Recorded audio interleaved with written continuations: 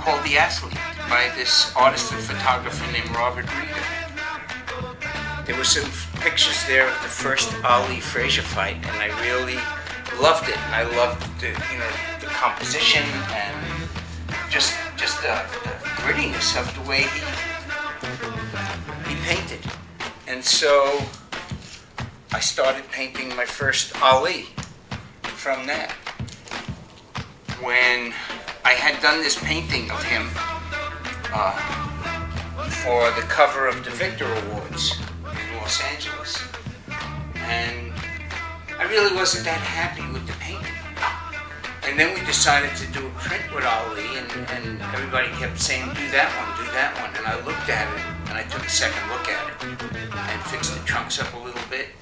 And I said, oh my God, did I really think I didn't like this piece?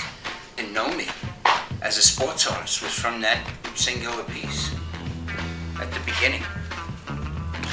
The first time I met Ali, the actual first time, was at the Victor Awards. There was a party, big cocktail party, and I went up to Muhammad and introduced myself. I told him that we were the same age and that I grew up with him, and he was a big hero of mine. And he leans down and he whispers in my ear and he says, "You're getting old." My wife and I started to self-publish at that time.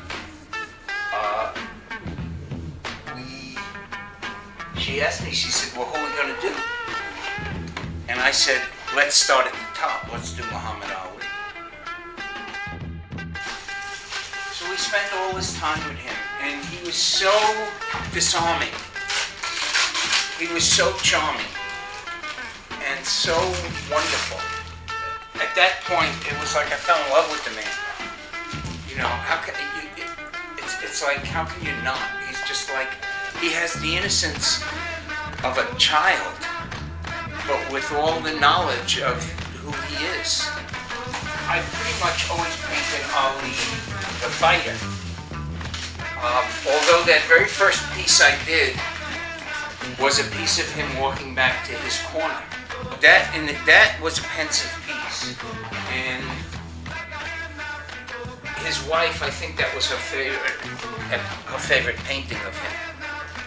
And I don't think I've done anything as far as she's concerned that equals that. But I did find out recently, I was in Las Vegas and I met his daughter and her husband, and he told me, he's got one of your pieces in every room. What I perceive him to be is a very quiet, easygoing man that is joyful within himself. People are always asking me, like, how's he doing? Oh, I feel bad for him because of... And I say, when you're with him, it's hard to feel bad for him because you get such a sense of a man who's living in peace and joy that this moving doesn't really mean that much. It just rubs off. It's a joy to be around him. In 2001, I had a heart attack. And I was in the hospital for a couple of days, but I felt that I was extremely fragile. I remember telling my wife, I'm not taking any phone calls, I can't talk to anybody. And the phone rings, and she comes in and she says, it's for you, and I shook my hand at her, and she said, I think you're going to want to take this call. And so I picked up the phone, and there was Muhammad at the other end.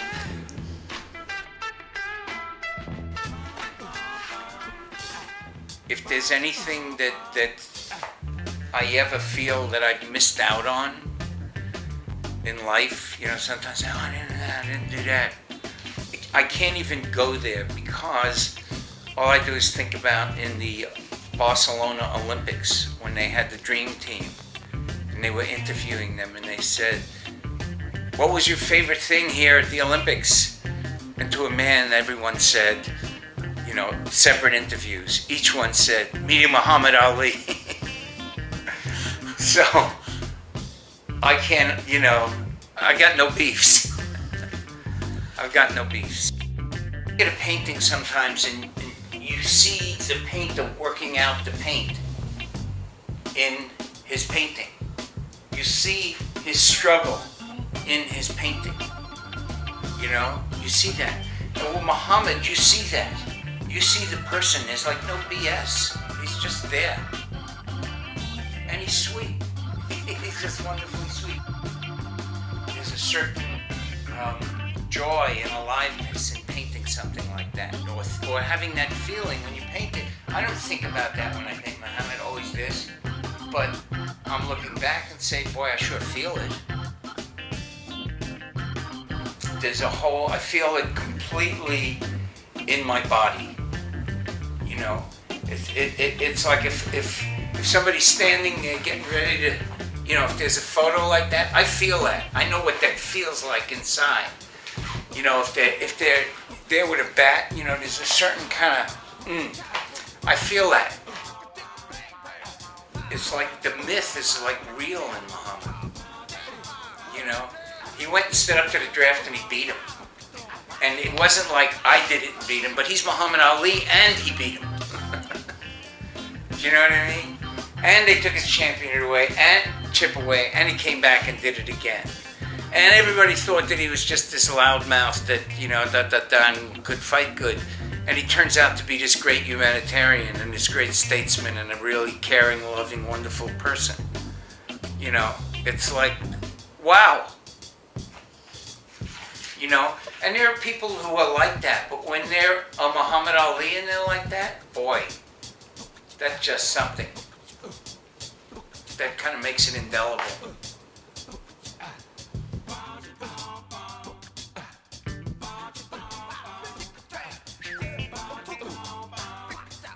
Muhammad Ali is like a fairy tale. He's like the little engine that could and did and keeps doing.